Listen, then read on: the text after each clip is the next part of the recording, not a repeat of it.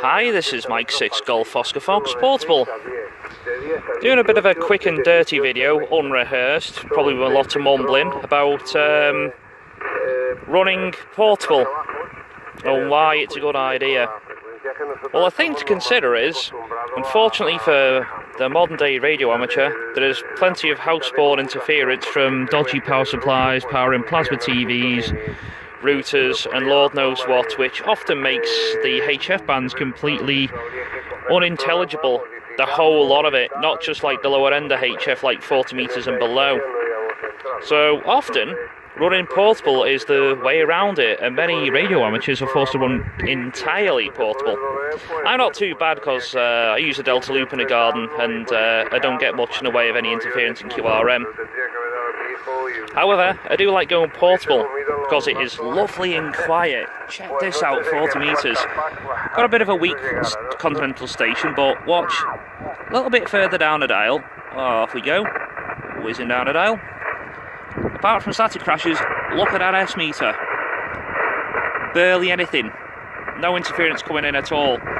Now, if you were running this setup from a home-based QTH with bad interference, the whole of 40 meters is probably completely unusable. On a day where there's no static crashes in between stations,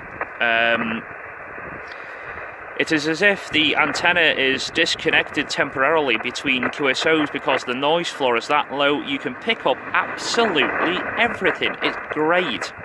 Really good.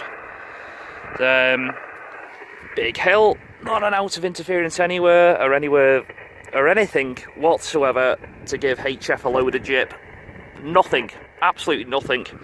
Lovely, lovely quiet bands throughout HF. And also, you've got the advantage of being on this hill, which is actually speaking at 600 feet above sea level-ish. Perfect line of sight for VHF and UHF, so you could work twice, triple, or maybe even more the distance than you would do sort of, more in town based or, in a typical rural street. You'd obviously get far better signals and a far better range, but as you can see, lovely and quiet apart from the static crashes on HF, which is absolutely brilliant, which is a very good reason to run portable HF.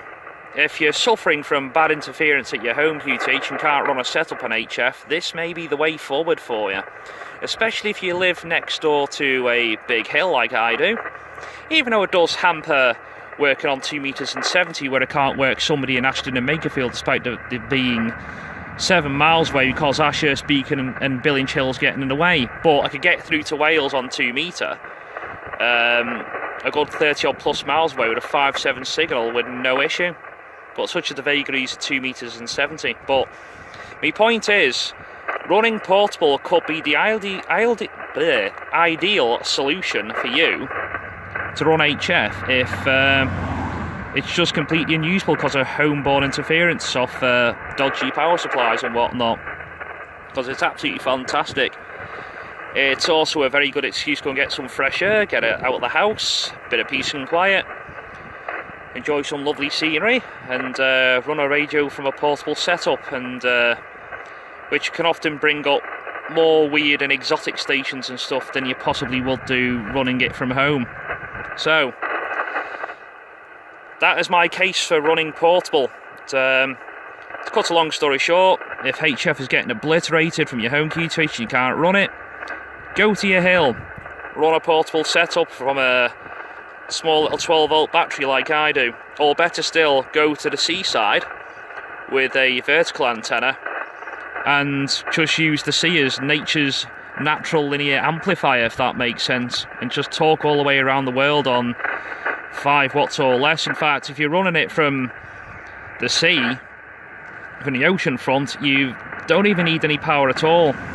In fact, if you look up Victor Kilo 3 Yankee Echo, I think that's the call sign, you'll find that he's making an absolute laughing stock, running his setup from the beach, making people with 60-foot towers and Cushcraft beams look like absolute idiots.